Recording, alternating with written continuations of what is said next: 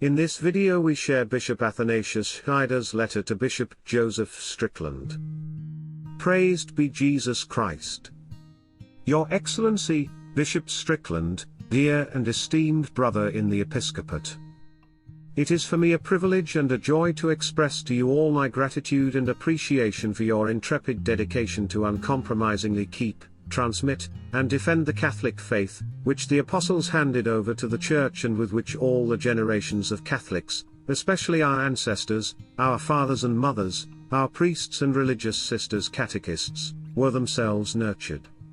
In all truth we can apply to you, dear Bishop Strickland, what Saint Basil once stated in his time: the one charge which is now sure to secure severe punishment is the careful keeping of the traditions of the Fathers. Let me share with you the following highly timely words of the same great and holy bishop. The doctrines of true religion are overthrown. The laws of the Church are in confusion. The ambition of men, who have no fear of God, rushes into high posts in the Church, and exalted office is now publicly known as the prize of impiety. The result is that the worse a man blasphemes, the fitter the people think him to be a bishop. Clerical dignity is a thing of the past. There is a complete lack of men shepherding the Lord's flock with knowledge. Churchmen in authority are afraid to speak, for those of them who have reached power by human interest are the slaves of those to whom they owe their advancement. Faith is uncertain, souls are drenched in ignorance because adulterators of the word imitate the truth. The mouths of true believers are dumb, while every blasphemous tongue wags free, holy things are trodden underfoot. We are living indeed in such a time, as described by Saint Basil with such a striking similarity. The words of Saint Basil in his letter to Pope Saint Damasus, in which he was asking the Pope's help and efficacious intervention, are fully applicable to our situation today. The wisdom of this world wins the highest prizes in the Church and has rejected the glory of the cross. Shepherds are banished, and in their places are introduced grievous wolves hurrying the flock of Christ. Houses of prayer have none to assemble in them, desert places are full of lamenting crowds. The elders lament when they compare the present with the past. The younger are yet more to be compassionated, for they do not know of what they have been deprived. Dear Bishop Strickland, unlike Saint Basil who addressed Pope Damasus, you don't have, unfortunately, the real chance to address Pope Francis in order that he may help you to keep zealously the holy traditions of the past.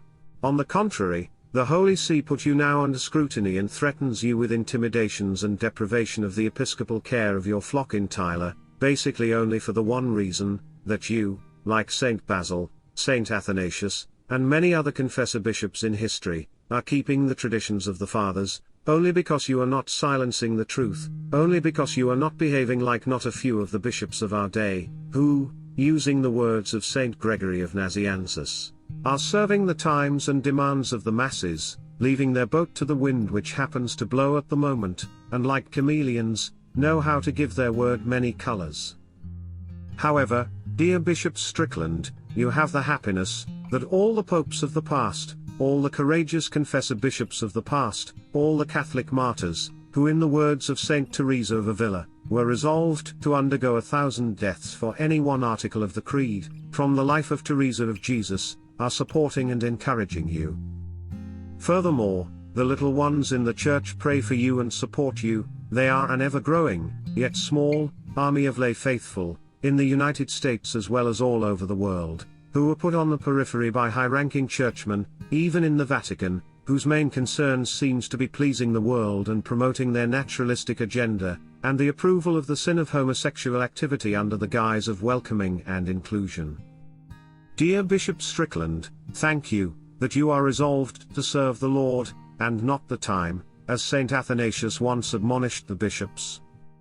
I pray that more bishops in our day may, like you, raise their voice in defense of the Catholic faith, providing thereby the spiritual nourishment and consolation for many Catholics, who feel themselves often abandoned like orphans. For sure, future popes will thank you for your intrepid fidelity to the Catholic faith and to its holy traditions, by which you contributed to the honor of the Apostolic See, which was partly darkened and stained by our unfavorable time. Saint Joseph, your patron, the good and faithful servant, be always on your side, and the Blessed Virgin Mary, our sweet Heavenly Mother, the destroyer of all heresies, be your strength and refuge. With deep esteem, united in the holy battle for the faith and in prayers. Bishop Athanasius Schneider.